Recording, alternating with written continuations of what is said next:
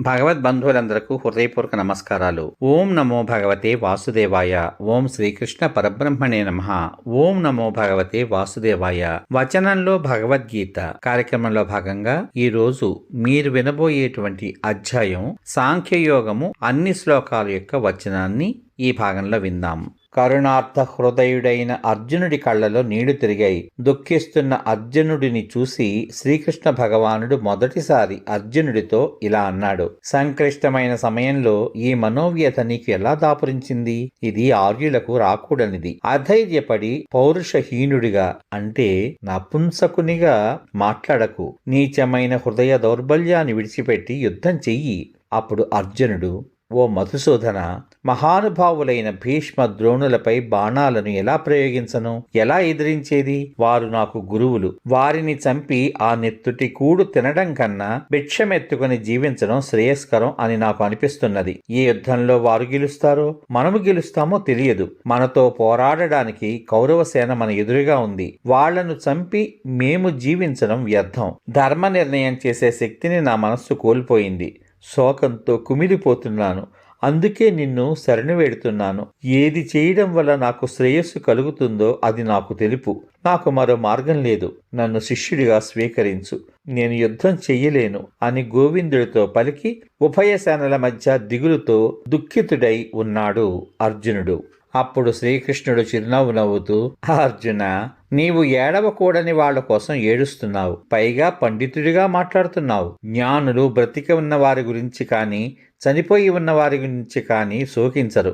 నీవు నేను లేని కాలం లేదు. రాజులందరూ కూడా ఒకప్పుడు ఉన్నవారే. భవిష్యత్తులో కూడా మనం అందరం ఎక్కడికి వెళ్ళాం, ఇక్కడే ఉంటాం. జీవుడికి ప్రస్తుత దేహంలో బాల్యము, యవ్వనము, ముసలితనము అనే మార్పు ఎలా కనిపిస్తూ ఉందో అలాగే చనిపోయిన తర్వాత మరొక దేహం లభిస్తుంది. ఈ విషయంలో జ్ఞానులు మోహానికి గురికారు. ఇంద్రియాలతో సంబంధం ఏర్పడినప్పుడు శీతోష్ణాలు, సుఖ దుఃఖాలు కలుగుతూ ఉంటాయి. అవి స్థిరంగా ఉండక వస్తూ పోతూ ఉంటాయి. వాటిని నీవు ఓర్చుకోవాలి. ఓ పురుష శ్రేష్ఠ, సుఖ దుఃఖాల యందు సమబుద్ధి కలిగి ఉంటే అవి అతన్ని కష్టపెట్టవు. అలాంటి వాడు మోక్షానికి అర్హుడు. ఆత్మతత్వం గురించి శ్రీకృష్ణ భగవానుడు ఏమని చెప్పాడు?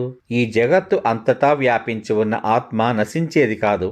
ఆత్మని నాశనం చేసేవారు ఎవ్వరూ లేరు. శరీరాలను ధరించే ఆత్మ నిత్యమైన ఊహకు అందనిది. కానీ ఈ శరీరాలు అంతరించిపోతాయి. దేహాన్ని ధరించిన ఆత్మ చంపుతుందని భావించేవాడికి సత్యం తెలియదు. అలాగే ఆత్మ చంపబడుతుందని భావించేవాడికి యథార్థం తెలియదు. ఆత్మ చంపేది, చంపబడేది కాదు. ఆత్మ పుట్టుక లేనిది, నిత్యమైనది, పురాతనమైనది. శరీరం నశించిన ఆత్మ నశించదు.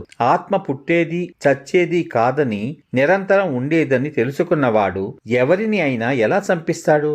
ఎట్లా చంపగలడు? మానవుడు చినిగిపోయిన వస్త్రాలను వదిలి నూతన వస్త్రాలను ధరించినట్లే ఆత్మ కూడా శిథిలమైన శరీరాలను విడిచి కొత్త శరీరాలను పొందుతూ ఉంటుంది. ఆత్మను శస్త్రాలు ఖండింపలేవు. అగ్ని కాల్చలేదు, నీరు తడుపలేదు, గాలి ఎండింపజాలదు. ఆత్మ సర్వవ్యాపి, మన కంటికి కనిపించదు, మనస్సు ఊహించలేదు. కనుక ఈ విధంగా ఆత్మను అర్థం చేసుకుంటే దుఃఖించవలసిన అవసరం లేదు. ఓ అర్జున, ఒకవేళ నీవు ఆత్మ ఎప్పుడూ పుడుతూ చస్తూ ఉంటుందని భావించినప్పటికీ నువ్వు దుఃఖించవలసిన అవసరం లేదు. ఎందుకంటే పుట్టిన వానికి మరణం తప్పదు, మరణించిన వానికి మరలా జన్మమూ తప్పదు. అనివార్యమైన ఈ విషయం గురించి నీవు దుఃఖించడం ఎందుకు? సర్వ ప్రాణుల శరీరాలు మొదట్లో లేవు, మధ్యలో కనిపిస్తాయి, గతించిన తర్వాత మళ్లీ లేకుండా పోతాయి. అలాంటి విషయంలో దుఃఖించవలసిన పని ఏమున్నది? ఒకడు ఆత్మను ఆశ్చర్యంగా చూస్తాడు, మరొకడు చిత్రంగా చెబుతాడు, ఇంకొకడు విచిత్రంగా వింటాడు. అయినా ఒక్కడు కూడా ఆత్మ గురించి పూర్తిగా తెలుసుకోలేడు. అందరి శరీరాలలో ఉన్న ఈ ఆత్మ ఎప్పుడూ చంపబడదు. కనుక ఏ ప్రాణి గురించి నువ్వు దుఃఖించవలసిన అవసరం లేదు. యుద్ధం చేయడం క్షత్రియుల స్వధర్మం. కాబట్టి అర్జున, నీకు యుద్ధం చేయడం కన్నా శ్రేయస్కర మార్గం మరొకటి లేదు. ఈ యుద్ధము నువ్వు కోరుకున్నది కాదు. ఇలాంటి యుద్ధాల వలన స్వర్గ ద్వారాలు తెరుచుకుంటాయి. ఈ అవకాశం క్షత్రియులకు మాత్రమే లభిస్తుంది. అర్జున, ధర్మ సమ్మతమైన ఈ యుద్ధం చేయకపోతే నీవు కీర్తిని పోగొట్టుకుని పాపాన్ని పొందుతావు. పూర్వం మహారథులందరూ నిన్ను ఎంతగానో గౌరవించారు. ఇప్పుడు నీవు వాళ్ళ దృష్టిలో చులకనైపోతావు. కేవలం భయం వల్లనే నువ్వు యుద్ధం మానేశావని భావించి ప్రజలు నీ అపకీర్తిని చాలా కాలం చెప్పుకుంటారు. మహనీయులకు అపకీర్తి మరణం కంటే ఎక్కువ.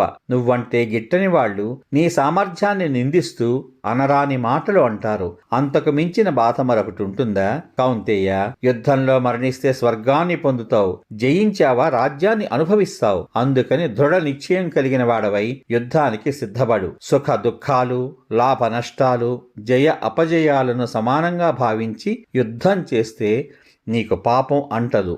అయినా సాంఖ్యం అనబడే పరమార్థతత్వం మరియు జ్ఞానాన్ని గురించి చెప్పాను. ఇప్పుడు కర్మయోగ విషయాన్ని చెబుతాను విను. ఈ యోగశాస్త్ర జ్ఞానాన్ని తెలుసుకుని నీవు కర్మబంధం నుండి బయటపడగలవు. కర్మయోగంలో 2 సుగుణాలున్నాయి. మొదటిది ప్రారంభించిన దానికి నాశనము లేదు. రెండవది విపరీత ఫలితాలు ఉండవు. ధర్మరూపమైన ఈ యోగాన్ని కొంచెమైనా ఆచరించినా అది గొప్ప భయం నుండి నిన్ను రక్షిస్తుంది. కర్మయోగంలో బుద్ధి ఏకమై స్థిరమై ఉంటుంది. నిశ్చయ బుద్ధి లేని వారి ఆలోచనలు అనేక భేదాలతో అంతం లేకుండా సాగుతూ ఉంటాయి. స్వర్గమునకు మించినది మరొకటి లేదని భోగాలను, సంపదలను పొందే మార్గాన్ని చెబుతూ ఉంటారు. అవి మరో జన్మ అనే కర్మఫలాన్ని అందిస్తాయి. కొందరు భోగమునందు, ఐశ్వర్యమునందు ఆసక్తులై ఇతరుల తీయని మాటలకు ఆకర్షితులై తమ బుద్ధిని జారవిడ్చుకుంటారు. వారి బుద్ధి అంతఃకరణములందు నిలవదు. వేదాలు సత్వగుణము, రజోగుణము, తమోగుణము అనే త్రిగుణాత్మకమైన కర్మకాండలను గురించే చెబుతాయి. అర్జున, నువ్వు ఈ 3 గుణాల నుండి బయటపడు. ద్వంద్వాలను దాటిపో.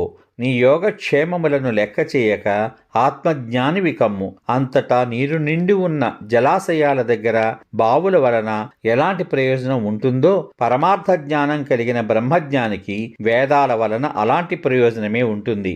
అర్జున, కర్మలు చేయుటయందే నీకు అధికారం ఉంది గాని ఫలితంపై కాదు. నీవు ఫలితం ఆశించి పని చేయవద్దు. అలాగని కర్మలు చేయడం మానకూడదు. ఫలమును, ఆసక్తిని విడచి ఫలము సిద్ధించినా సిద్ధించకపోయినా సమబుద్ధితో ఉండు. ఇలాంటి సమబుద్ధినే యోగము అని చెప్పబడింది. యోగనిష్టలో ఉండి కర్మలను ఆచరించు. ఫలితం ఆశించి చేసే పని అత్యంత హీనమైనది. సమత్వ బుద్ధి కలవాడు పుణ్య పాపములను ఈ లోకంలోనే విడిచిపెడతాడు. అందుచేత నీవు నిష్కామ కర్మయోగాన్ని ఆచరించు. సమబుద్ధి కలవారు తాము చేసిన పనుల వలన వచ్చిన ఫలితమును విడిచి జన్మ బంధాల నుండి విముక్తులై దుఃఖరహితమైన స్థానాన్ని పొందుతున్నారు. నీ బుద్ధిని ఆత్మయందు నిశ్చలంగా నిలపాలి. అప్పుడే యోగాన్ని పొందగలవు. స్థితప్రజ్ఞుడు ఎలా ఉంటాడు? అతని లక్షణాలేమిటి? అప్పుడు అర్జునుడు, హే కృష్ణ, సమాధి యందు స్థిరబుద్ధి కలవారు ఎట్లా మాట్లాడతారు? ఎలా కూర్చుంటారు? ఎలా సంచరిస్తారు? అసలు స్థితప్రజ్ఞుని లక్షణాలు ఏమిటి అని అడిగాడు. భగవానుడు చెబుతున్నాడు, ఓ పార్థ, ఎవరైతే మనస్సులోని సమస్త కోరికలను విడిచిపెట్టి ఆత్మచేత ఆత్మలోనే సంతోషిస్తూ ఉంటాడో అలాంటి వాడిని స్థితప్రజ్ఞుడు అంటారు. దుఃఖం వచ్చినప్పుడు కలత చెందనివాడు, సుఖాలపై ఆసక్తి లేనివాడు, అనురాగము, భయము, క్రోధము లేనివాడిని స్థితప్రజ్ఞుడు అంటారు. అతడికి దేనితోనూ అనుబంధం ఉండదు. శుభం కలిగినప్పుడు సంతోషం, అశుభం పొందినప్పుడు ద్వేషం కలుగదు. అతడి జ్ఞానం స్థిరమైనది. తాబేలు తన అవయవాలను లోపలికి ముడుచుకున్నట్లు స్థితప్రజ్ఞుడు కూడా తన ఇంద్రియాలను విషయాల నుండి వెనక్కు మరల్చుకుంటాడు. అతని జ్ఞానం చెలించనిది. ఇంద్రియాలను నిగ్రహించుకున్న మనిషిని ఇంద్రియ విషయాలు అంటకపోయినా అతడికి వాని పట్ల ఆసక్తి పోదు. కానీ పరమాత్ముడిని తెలుసుకున్నప్పుడు అవి తొలగిపోతాయి. ఇంద్రియాలను నిగ్రహించుకోవడం వలన ఉపయోగం ఏమిటి? కౌంతేయ, ఎంత ప్రయత్నించినా విద్వాంసుడైన పురుషుని ఇంద్రియాలు అంటే కన్ను, ముక్కు, చెవి, నాలుక, చర్మము, మనస్సును బలవంతంగా ఆకర్షిస్తూ ఉంటాయి. అలాంటప్పుడు ఇంద్రియాలన్నింటినీ నిగ్రహించి ఏకాగ్ర బుద్ధి కలిగి నాయందే దృష్టి నిలిపి నిశ్చలమైన మనస్సును కలిగి ఉండాలి. ఎందుకంటే ఎవరి ఇంద్రియాలు వశపడతాయో వారి జ్ఞానము సుస్థిరమైనది.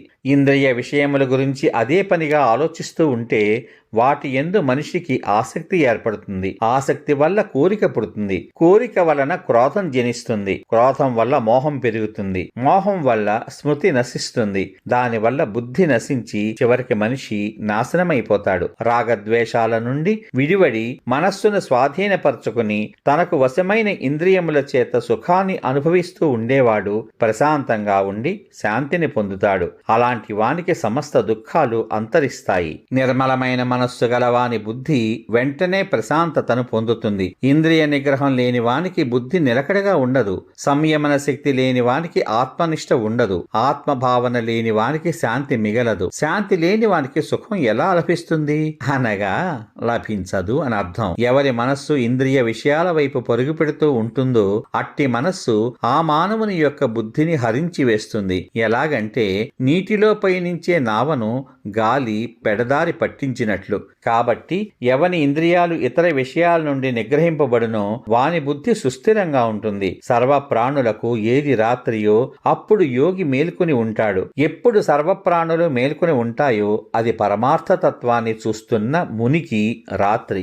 ఎంత నీరు ప్రవేశిస్తున్నా సముద్రం స్థిరంగా ఉంటుంది. అలాగే ఎన్ని కోరికలు తనలోకి ప్రవేశిస్తున్నా ముని యొక్క మనస్సు చెలించదు. విషయలోలునికి శాంతి ఉండదు. కాబట్టి ఏ పురుషుడు సమస్తములైన కోరికలను విడిచి వాటి యందు స్పృహ లేకుండా మమకారం అహంకారం లేకుండా ఉంటాడో అతడే శాంతిని పొందుతాడు. పార్థ, దీనినే బ్రహ్మరూప స్థితి అంటారు. దానిని పొందినవాడు తిరిగి మోహం పొందడు. మరణ సమయంలో కూడా ఆ బ్రహ్మస్థితిలో నిలచి బ్రహ్మానందాన్ని పొందుతాడు. ఈ విధంగా ఉపనిషత్తు, బ్రహ్మ విద్య, యోగశాస్త్రము, శ్రీకృష్ణ సంవాదము అయిన భగవద్గీత యందు సాంఖ్యయోగము అనే 2వ అధ్యాయము సమాప్తము.